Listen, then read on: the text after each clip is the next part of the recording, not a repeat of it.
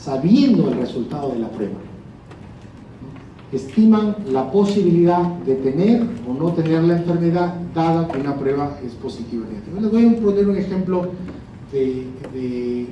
clínico, que es si a uno le hacen su prueba de ELISA para VIH, ¿de acuerdo? Y es reactivo.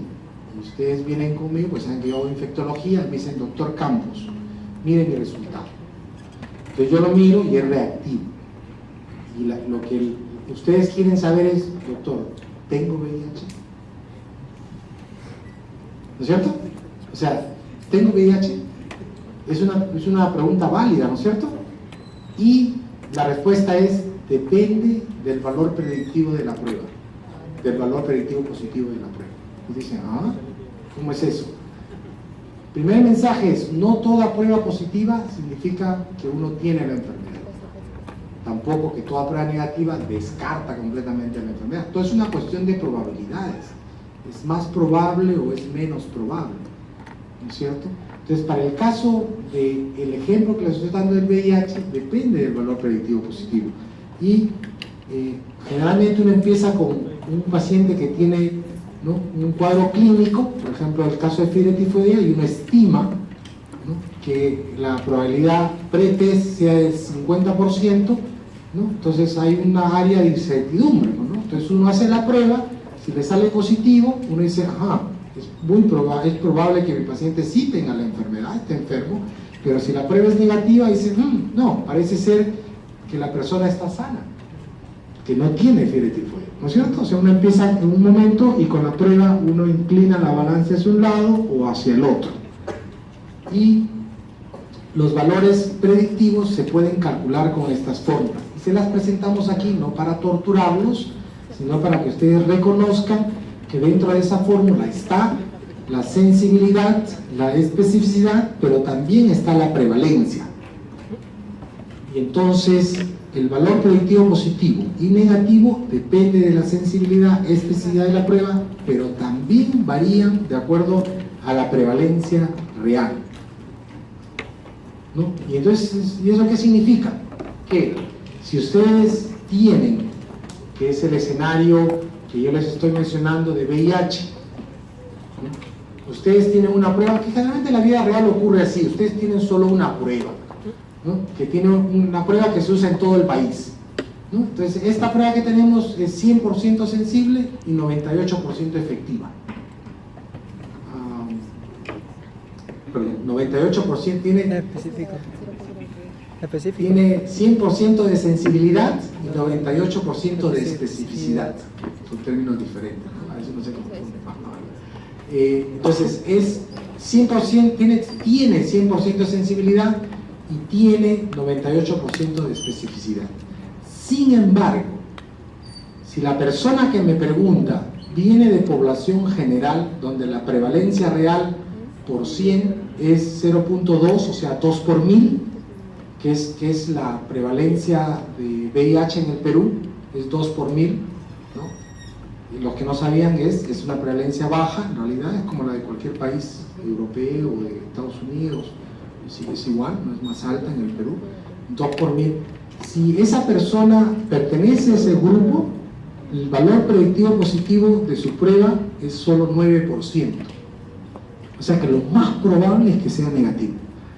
Pero si este alumno tiene la cara de que los jueves son jueves y los viernes son viernes sangriento, y ya no es de un grupo tranquilo, tiene cara de vago, está medio ojeroso, todo despeinado, y entonces está en el 0.5%, 5 por 1000, ¿no? O sea, el límite superior.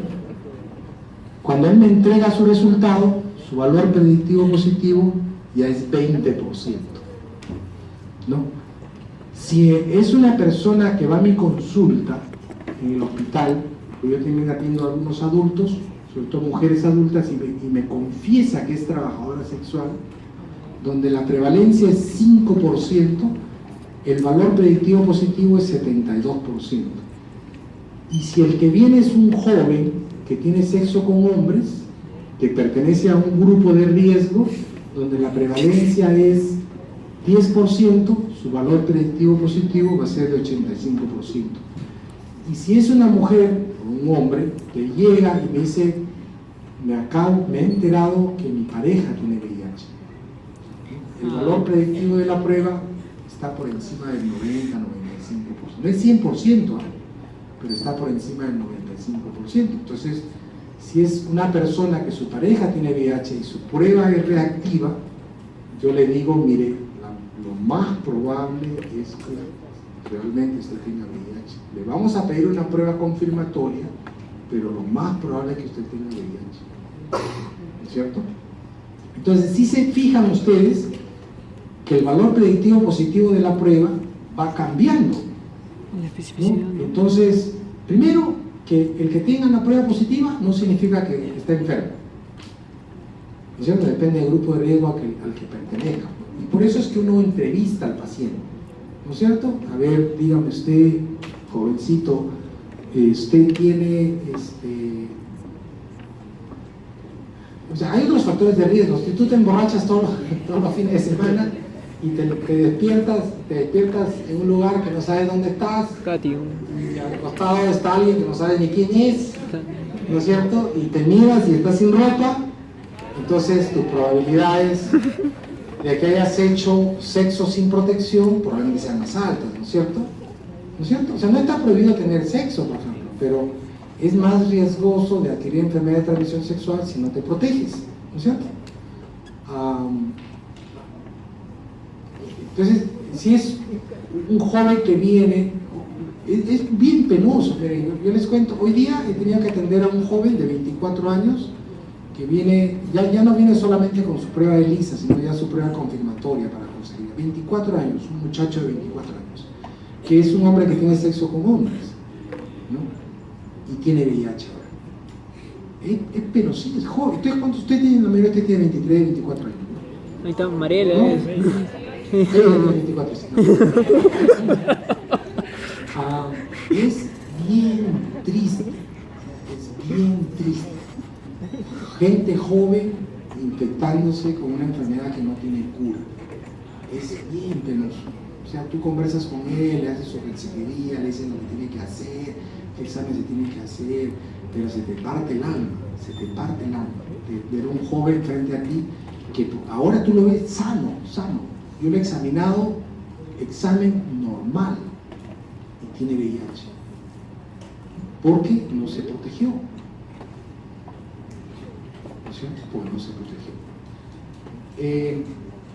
Entonces, el valor predictivo positivo va a depender de la prevalencia al grupo al que perteneces, ¿no es cierto? Entonces, usted dice, ¿y entonces qué hacemos? Bueno, necesitamos algo mejor, ¿no? Algo mejor. Y vamos a hablar sobre las razones de verosimilitud en un momento, que es algo mejor para poder inclinar la balanza hacia un lado o hacia el otro. ¿De acuerdo? Pero obviamente es importante entender lo que significan los valores predictivos, ¿no? Ya sea positivos o negativos. Los valores predictivos tienen utilidad post prueba, porque tenemos que tener resultado. Los valores predictivos tienen una validez limitada porque dependen de la prevalencia, y sobre todo cuando la prevalencia es baja, porque el valor predictivo positivo va a ser bajo. También tengo el escenario en que viene una gestante, ¿no? Y tiene su prueba reactiva. Y la señora me dice, doctor, pero yo solamente he tenido una pareja, que es mi esposo. Tráigalo, señora. Tráigalo para acá. Tráigalo para acá. Lo trae y el señor es negativo, no reactivo. ¿No es cierto? Bueno, uno puede decir, le está sacando la vuelta. O sea, la señora está siendo infiel, pero la señora te está diciendo, no, doctor, yo en mi vida he tenido una sola pareja que es mi esposo. Entonces, si ustedes le hacen al esposo y el esposo es no reactivo, lo más probable es que sea un falso positivo, ¿no es cierto? Y yo les digo en ese momento, señora, tranquila, lo más probable es que esto sea un falso positivo, o sea que usted no tiene VIH. Vamos a hacer su prueba confirmatoria, pero esté tranquila. Si usted me está diciendo la verdad, usted solamente tiene una pareja y su esposo que le acabamos de hacer la prueba es negativo, no reactivo, lo más probable es que usted tenga una prueba que es un falso positivo. Tranquila, por favor, ¿no? Porque la persona se desespera, llora, toda, ¿no? Entonces es un drama, ¿no? Que tenga ese diagnóstico, ¿no es cierto? Entonces uno tiene que aprender a interpretar estas pruebas y a saber cómo es que va a hacer la consejería a los pacientes. La exactitud de la prueba es los verdaderos positivos más los verdaderos negativos sobre el total de los individuos, ¿no?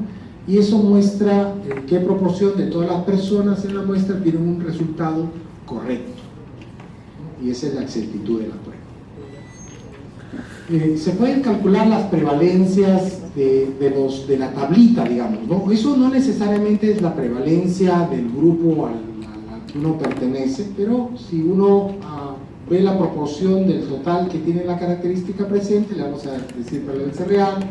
Si uno ve la prevalencia observada, son aquellos que tengan la prueba positiva del total de individuos. Ustedes tienen esta tabla, ya la hemos construido para ustedes, ya les he dicho que tienen que aprender a construir tablas, pero es un paciente que tiene una prueba confirmatoria de Western blot, ¿no? VH positivo, VH negativo, y el ELISA es la prueba de tamizaje o de screening, ¿no? Y entonces, ¿cuál es la sensibilidad, especificidad, valor predictivo positivo, valor predictivo negativo y prevalencia real y observada? ¡Ah! ¡Trabajen! ¡Rápido! ¡Toque! Tienen pasito. Yo creo que eso es lo que podemos hacer mejor. Hojita, nombre y el cálculo. Al toque, esa es la asistencia. No quiere decir que después de eso se pueden ir, ¿eh? Esa es la asistencia, ahí está. Ahí está, mejor.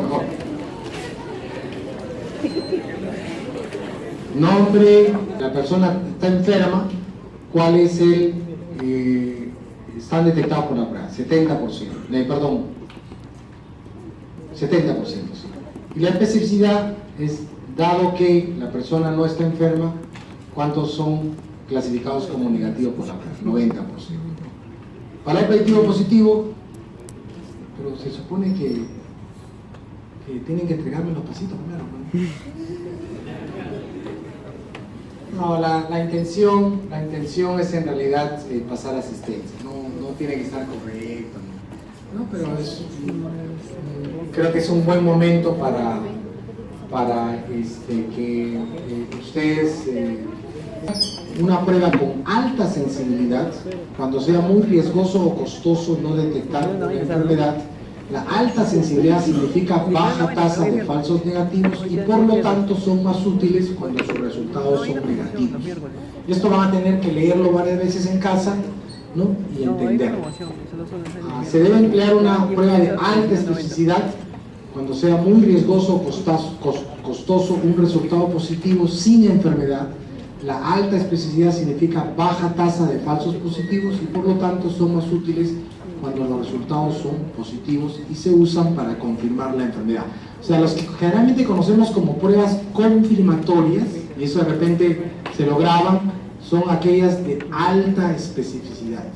El Western blot, por ejemplo, para VIH, es una prueba de alta especificidad. ¿Sí? Que quiere decir que cuando está positivo, lo más probable es que sea positivo, porque tiene bajo resultados, tiene una tasa baja de falsos positivos. Una tasa baja de falsos positivos quiere decir que cuando está positiva, una prueba de alta especificidad, lo más probable es que sea cierto, y por eso es que se conocen como pruebas confirmatorias. Son de alta especificidad. El Western blot es una prueba de alta especificidad. El ELISA, ¿no? Es sensible, pero no es tan específico como el Western blot. Las curvas de ROC, ¿no? Nos dicen que no hay prueba altamente sensible y altamente específica a la vez, sino que es una combinación de ambas. Si la sensibilidad aumenta, la especificidad disminuye y viceversa. Esta es una gráfica donde en el eje de las X se ha graficado 1 menos E. quiere decir que mientras más se acerca al 0, la especificidad es más alta, ¿sí? O sea, mientras más te acercas acá, la especificidad es más alta, pues 1 menos E.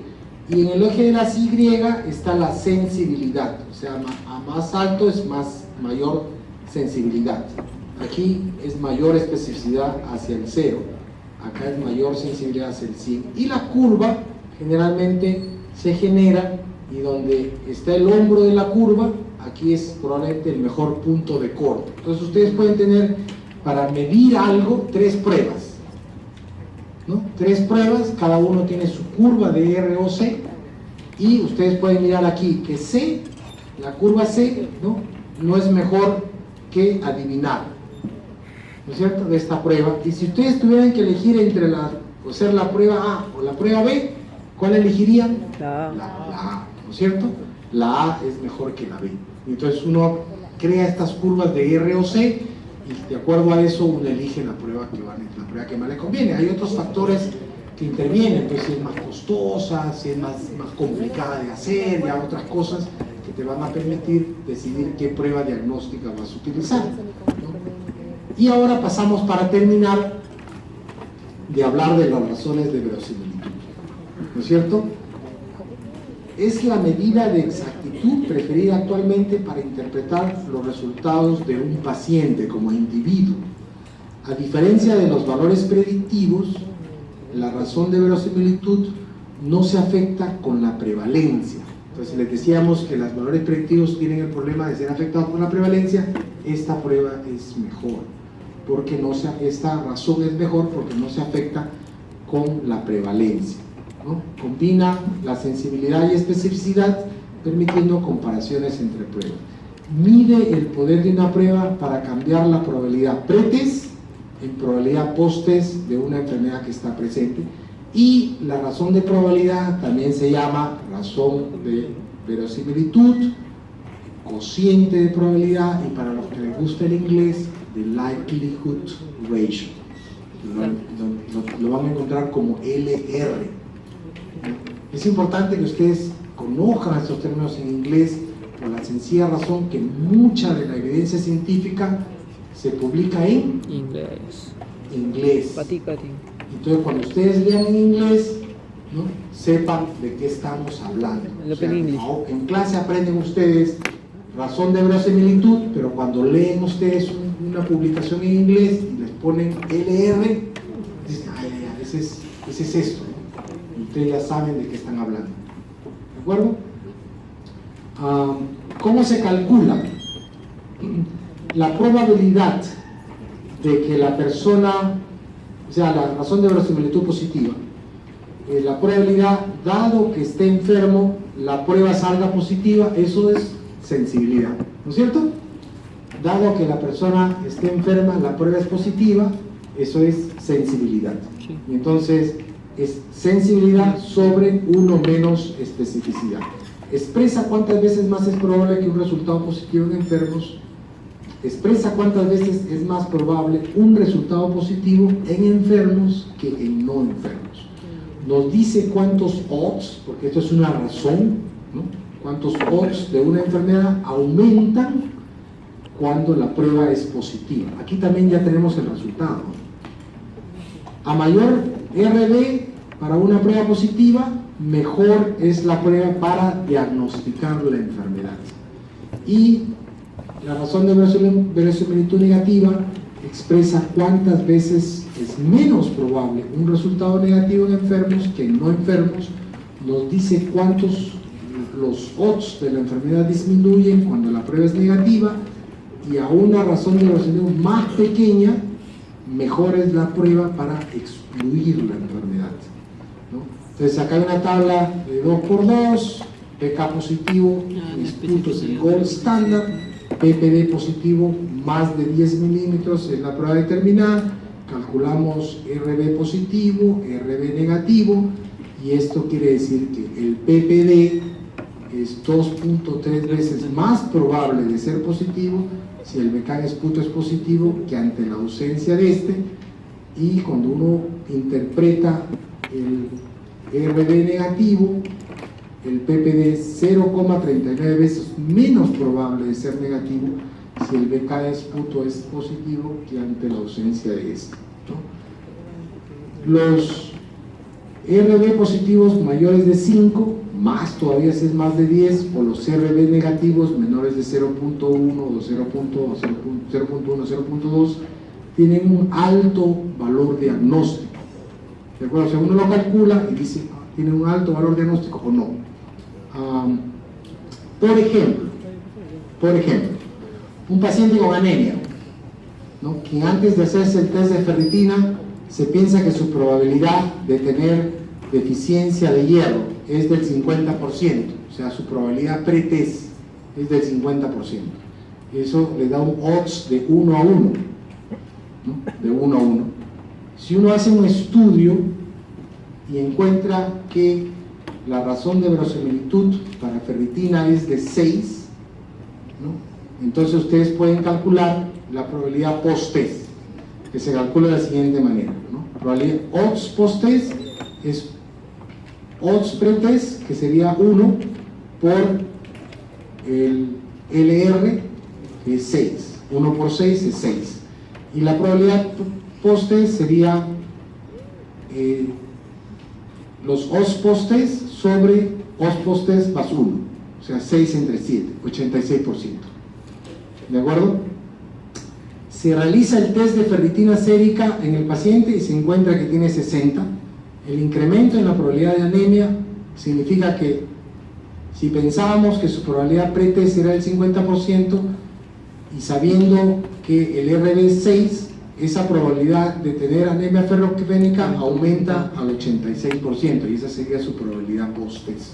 O sea, ya una vez que tiene la prueba positiva y tiene su ferritina baja, nosotros decimos que lo más probable, ya un 86% de probabilidad que sí realmente tenga anemia por deficiencia de hierro, ¿no? Esto sugiere que la prueba de ferritina sérica es útil para determinar si la paciente tiene o no tiene anemia ferropénica. Y ustedes van a encontrar este tipo de nomogramas, ¿no?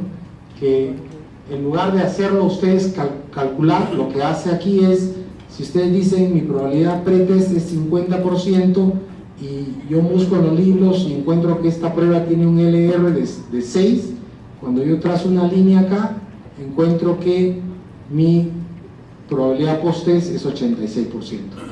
O sea, en lugar de hacerlo calculando, ustedes cogen el nomograma, ¿no? Y lo pueden hacer, ¿sí? Muy bien, eso sería acerca de las del LR o la razón de verosimilitud. ¿Preguntas? La utilidad de las pruebas diagnósticas es en el tamizaje, en la búsqueda de casos, descarte del diagnóstico, confirmación del diagnóstico y el seguimiento, ¿no? Entonces, tamizaje y búsqueda de casos, tamizaje sería un grupo y para la parte de diagnóstico sería todo este grupo de acá, ¿no? En el tamizaje uno busca una condición en una población que tiene una baja probabilidad de tenerla, con personas generalmente aparentemente sanas, ¿no? Y que están en el periodo subclínico, ¿no es cierto? Entonces, por ejemplo, el Papa Nicolau. Ahora quieren utilizar la detección de virus de papiloma humano en lugar del Papa Nicolau, pero todavía se está recomendando hacer el Papa Nicolau, ¿no es cierto? Se hace, hay diferentes ejemplos, lo vamos a ver en un momento. Generalmente se pide que tenga una alta sensibilidad, no tiene un fin diagnóstico, ¿eh? Ojo, el tamizaje no tiene un fin diagnóstico y por eso es que tiene una alta sensibilidad, pero tiene una especificidad que no es tan buena y por lo tanto va a tener falsos positivos, ¿no es cierto? Va a tener falsos positivos, ¿sí? Entonces necesita, no es una prueba diagnóstica, necesita pruebas adicionales para confirmar el diagnóstico. Tamizaje, por ejemplo, vamos a ver, tenemos acá presión arterial, ¿no? Que son generalmente los exámenes que se hacen, exámenes anuales, ¿no? Por ejemplo, si tienes 50 años, tienes que hacerte tu colesterol, ¿no es cierto? Y si eres hombre, tacto rectal. ¿no es cierto? O tu PSA o tu ecografía prostática, ¿no? Porque a partir de los 50 años ya empieza a aparecer el cáncer, el cáncer de próstata. Entonces hay que hacerse pruebas de tamizaje para detectar el cáncer de próstata. En el caso de las mujeres, todas aquellas que ya son sexualmente activas tienen que hacerse eso. Y no usan condón, tienen que hacer su prueba de Papa Nicolau, ¿no es cierto? Yo hice un estudio de prevalencia de virus de papiloma humano en mujeres jóvenes, ¿no? Y encontré una cosa interesante. Era un estudio de mujeres de 18 a 26 años. Hicimos en la comunidad y en las universidades. No estaba la San Martín, no estaba la San Martín. Hicimos en la UNI y en la Ricardo Palma, y en un instituto que se llama CEPEA, que está en la avenida Brasil. Y encontramos cosas interesantes. Las mujeres de la comunidad empezaban a ser sexualmente activas a más temprana edad, ¿no? Y entonces su prevalencia de papiloma empezaba a menor edad. Pero las mujeres que estaban en institutos superiores la mayoría empezaba a más edad, pero créanme, de primer año, segundo, tercero, para el cuarto año ya habían alcanzado las mismas prevalencias que las mujeres de la comunidad. O sea, solamente sus prevalencias se habían corrido unos 3, 4 años hacia la derecha, ¿no? Pero sus tasas de prevalencia eran igualitas al final, de virus de papiloma humano. Y encontramos algunas jóvenes de 18 a 26 con cáncer in situ. Eran 2, 3 casos, pero habían. Yo me quedé espantado. Tuvimos que referirlas al Instituto Nacional de Enfermedades Neoplásicas y solamente se diagnosticaron por su Papa Nicolau, ¿no? Que es una prueba de tamizaje, y ellas estaban sanas, ¿no? Entonces esa es la idea. O sea, son prevalencias, o sea, son número de casos bajísimos, pero esa es la intención del tamizaje, hacer una detección temprana, porque saben, el cáncer que se detecta temprano se cura, ¿no es cierto? ¿Sí? Entonces, se recomienda hacer agudeza visual a los 5 años, se hace screening al nacer. Hoy en día en el San Bartolomé se hace screening auditivo, por ejemplo, a todos los recién nacidos, para ver si escuchan o no escuchan, ¿no? Al nacer. Y se hace screening metabólico también, para hipotiroidismo, a los recién nacidos, a todos los recién nacidos. Las pruebas tienen que ser obviamente un problema de salud común, ¿no? Que se pueda diagnosticar en la fase subclínica, ¿no? Que sea sensible, específica, sencilla, barata, segura, aceptable, fiable, y que obviamente tenga tratamiento, ¿no? Porque si ustedes van a diagnosticar algo que no tiene tratamiento, se hace, por ejemplo, hemoglobina a los 6 meses de edad para detectar anemia en los niños. Todos los niños tienen que hacer su hemoglobina a los 6 meses. Todos tienen que recibir suplemento de hierro, pero si tienen anemia ya se les da como tratamiento, como es una prueba de tamizaje, hemoglobina a los 6 meses de edad. La utilidad es para las pruebas diagnósticas, ya no como tamizaje, sino como prueba diagnóstica, ¿no? Para buscar casos, para descartar, confirmar o para hacer el seguimiento. Obviamente ya se utiliza en los sujetos que tienen factores de riesgo o síntomas y signos, ¿no? Alta sensibilidad para la búsqueda, alta especificidad para el descarte, pero por favor no exagerar en la solicitud de exámenes auxiliares, porque hace el costo de la medicina demasiado caro, ¿no? El costo en salud. ¿Cuál va a ser la diferencia? La prueba de screening se hace en sanos o aparentemente sanos, o grupos poblacionales, debe tener una alta sensibilidad y un bajo costo. Las pruebas diagnósticas se hacen en presuntos enfermos, generalmente es indicación individual, debe tener una alta sensibilidad y generalmente tiene un mayor costo. Muchas gracias.